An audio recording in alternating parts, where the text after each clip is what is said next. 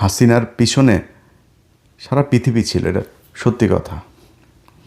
এই যে মানুষ এই যে আলেমদেরকে মারতো না, মেরে মেরে মেরে মেরে তারপরে এই দেশটাকে বানানো হয়েছে একটা জঙ্গি রাষ্ট্র।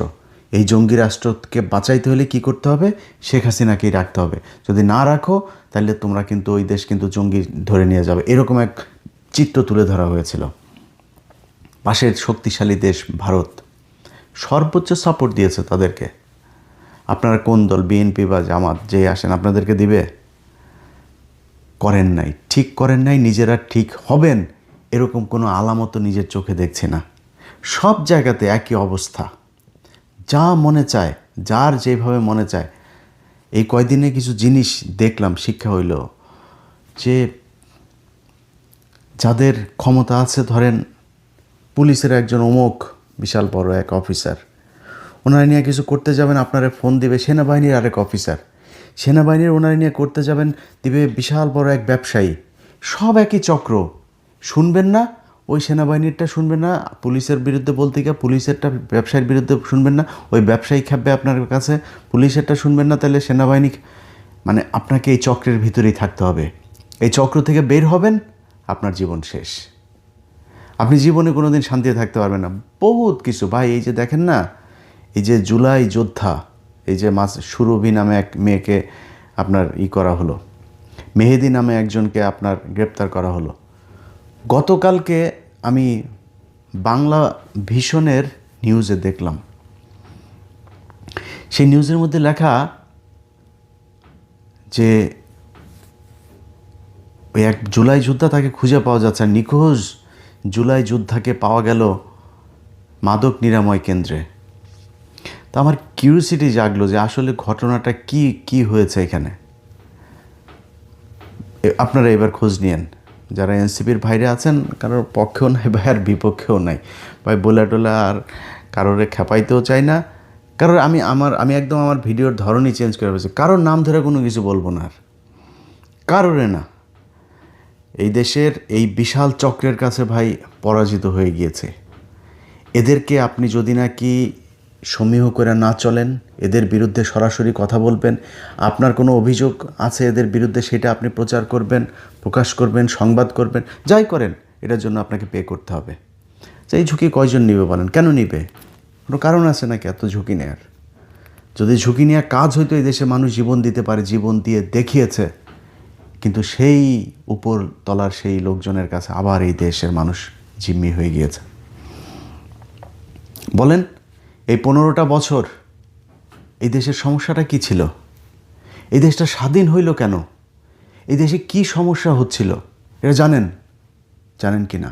আমি এই মূল আজকে এই যে বিপ্লবটা ব্যর্থ হইল, এটার মূল আমি দায় দিব হচ্ছে এই যে এনসিপির যে কজন আছে তাদেরকে। এনসিপির আজকে একজন নেতা, সে আজকে বলেছে আমার বিরুদ্ধে সে ব্যবস্থা নেওয়া চায়। তো উনি আমার বিরুদ্ধে এই ভালো হয়ে গেছে, তো এই জন্য বাজেভাবে বললাম না। উনি আমার বিরুদ্ধে কি ব্যবস্থা নিতে চায় এটা উনি ভালো করে বলতে পারবেন।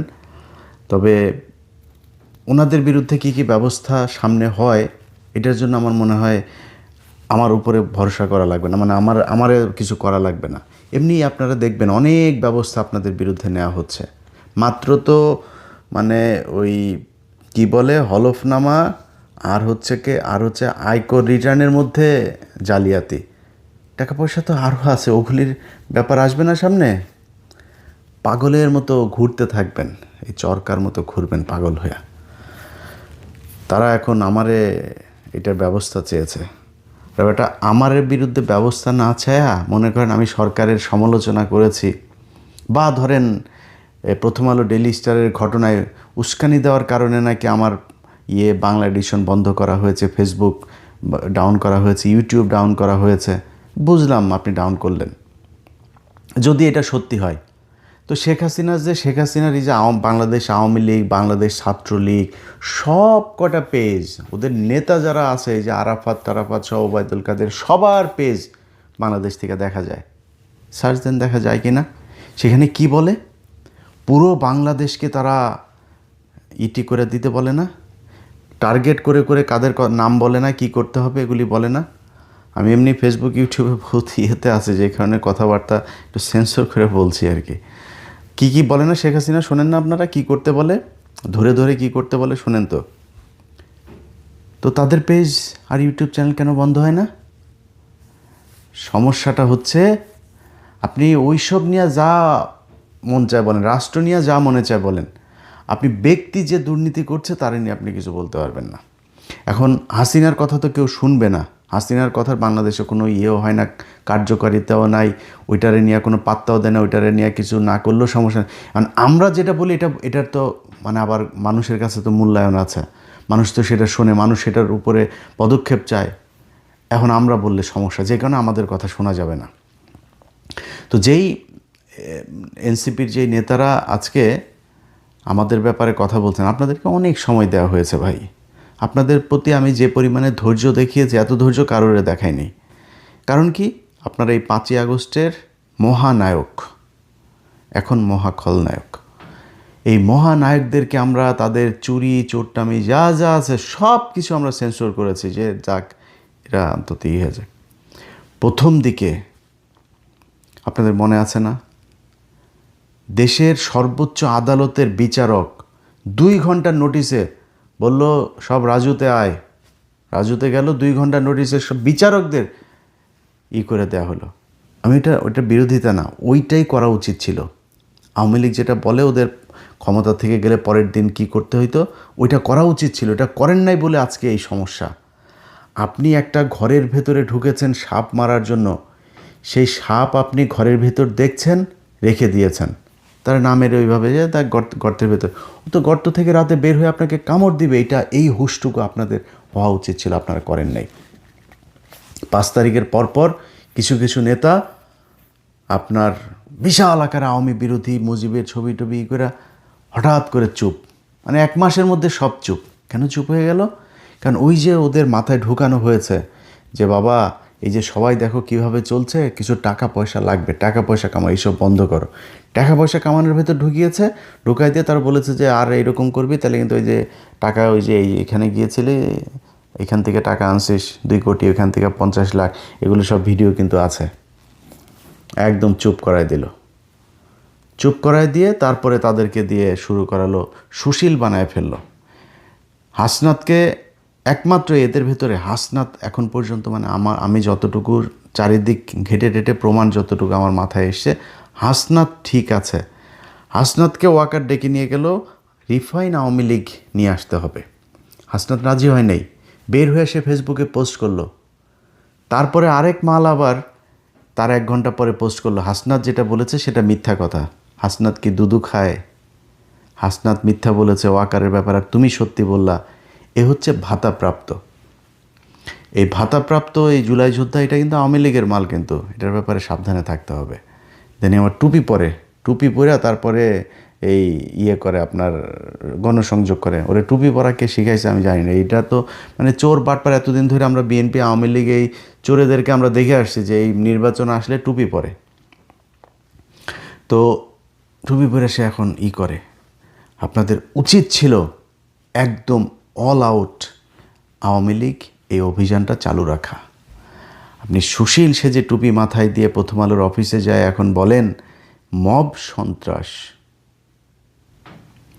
কি ভয়ঙ্কর জিনিস চিন্তা করেন। মব, আরে বাবা রে বাবা, প্রথম আলো ডেইলি স্টারের ঘটনা নাকি মব। তাই যদি মব হয় তাহলে এই যে হাসিনার যে গণভবনটা, এটা তো বাংলাদেশের রাষ্ট্রের সম্পদ, সংসদ ভবনটা আপনাকে কি করেছিল? ওইটা কি পিনাকি ইলিয়াস বলেছিল নাকি যে ভাঙতে? কারা ভাঙলো?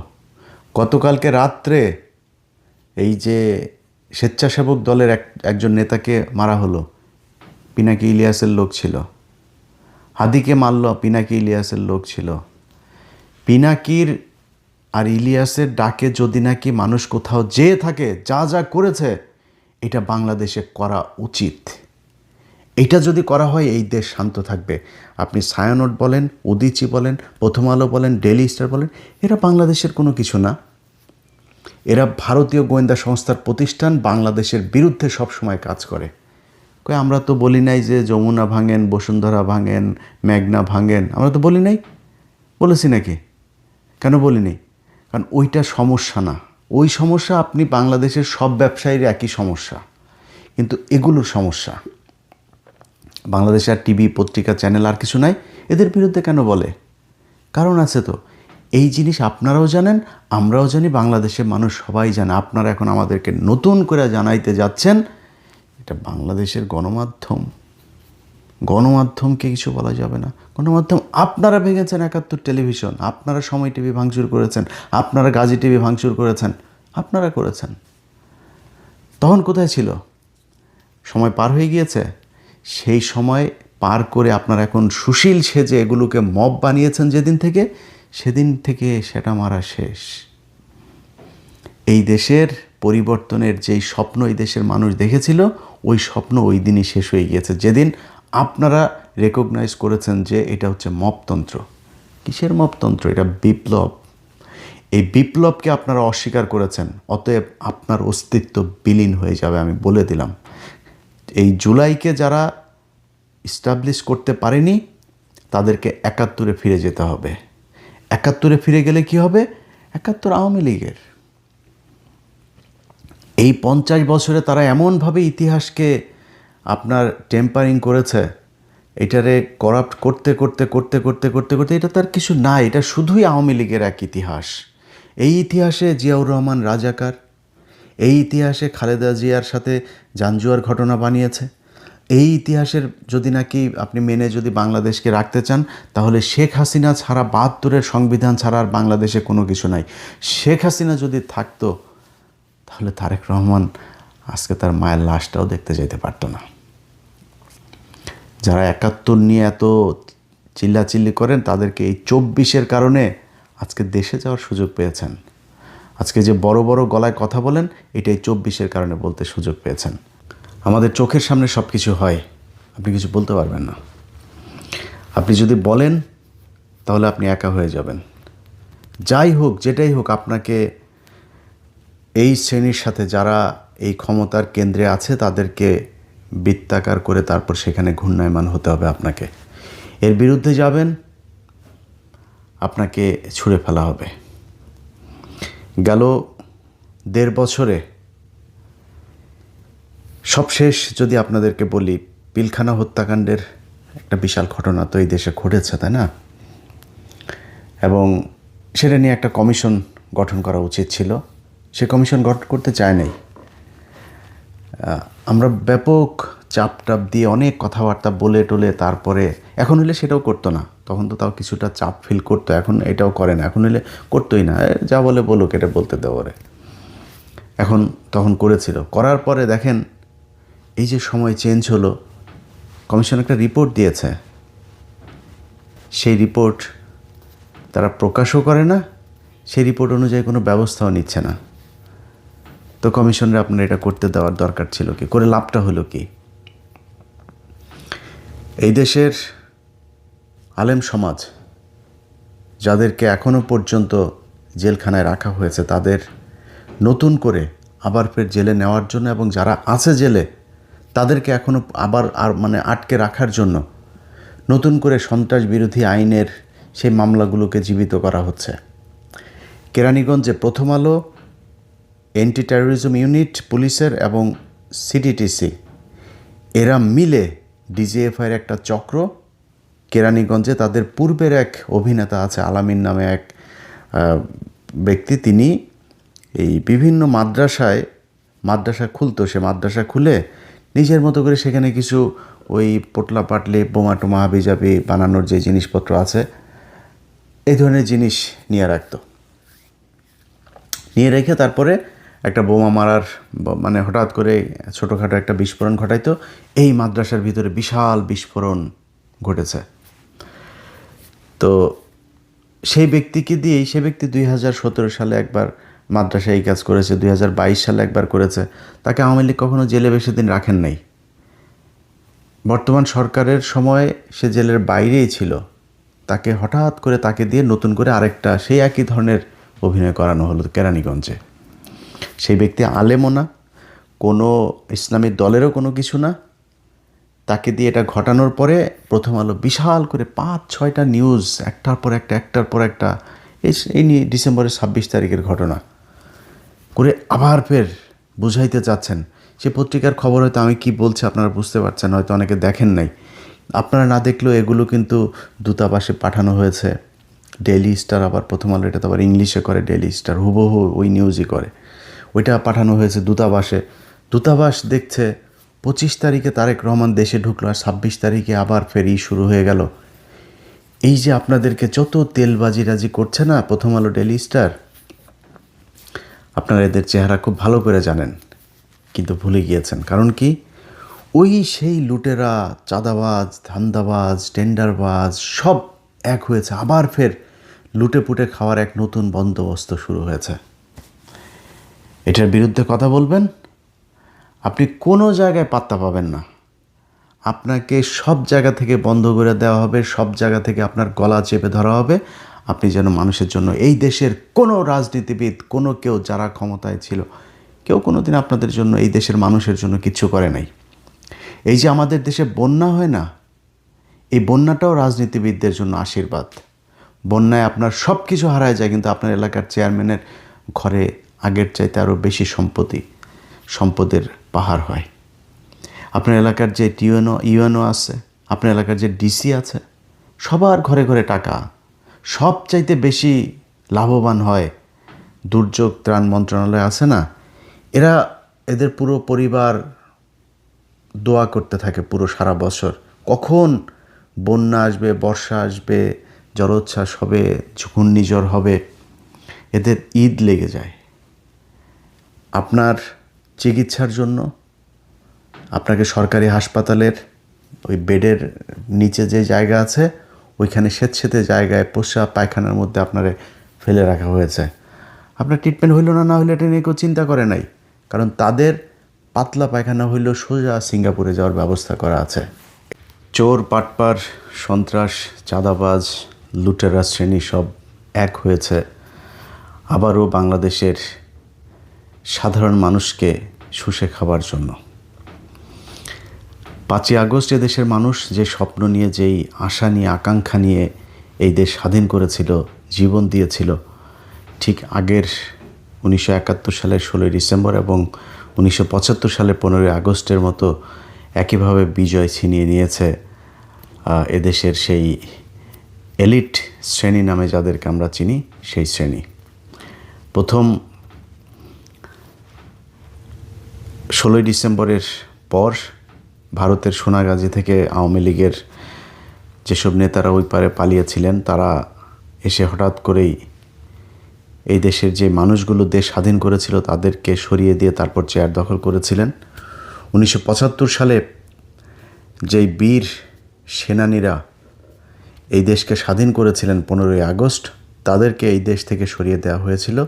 এরপরে নানান চড়াই উতরাই পার হয়ে তারপর জিয়াউর রহমান ক্ষমতায় গেলেও তাকেও খুব বেশি দিন থাকতে দেওয়া হয়নি।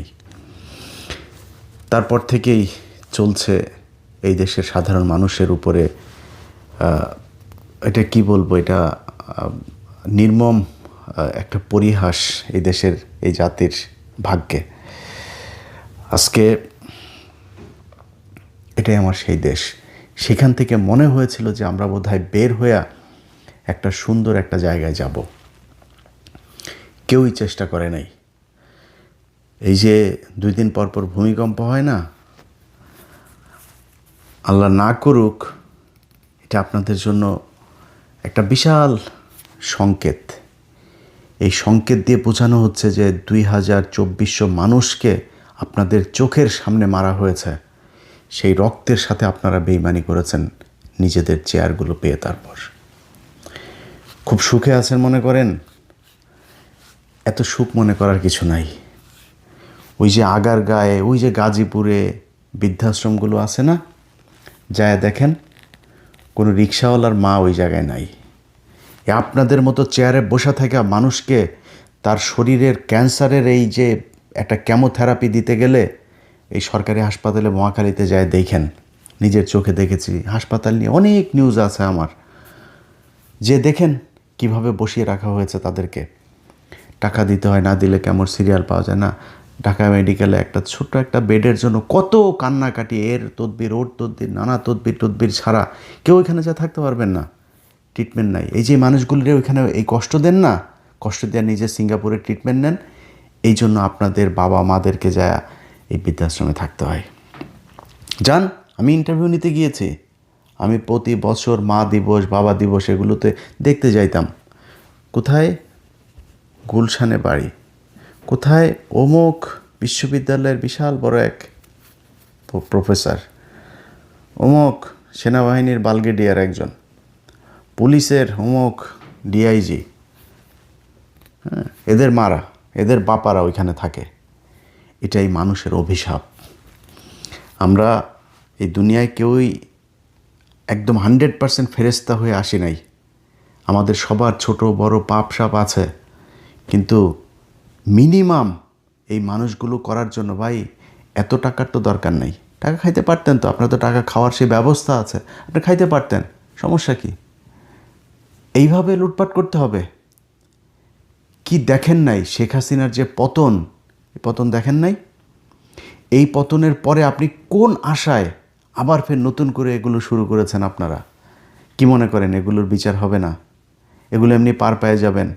কিছু কিছু ডিসি, পুলিশ, এসপি, এদের ভাবসাব দেখলে মনে হয় যেন 5 আগস্ট এরা নিজের চোখে দেখে নাই। আজকে এই যে জোর জুলুম করে বিভিন্ন জায়গায়, আমি কোনো দলের ব্যাপারে বলছি না, এক দলের ঋণ খেলাপি তার প্রমাণ আছে, তারে মনোনয়ন বৈধ। একজনের ছোট্ট একটা নামের বানান ভুল, বাদ, ওইটা ওনাদের যেমনে মনে চায় তেমনে করছেন। 5 আগস্ট দেখেন নাই? ওই যে সিরাজগঞ্জের ওইখানে এক থানার ভিতরে কয়টা পড়েছিল দেখেন নাই? এগুলো তো আপনাদের চোখের সামনেই ঘটেছে।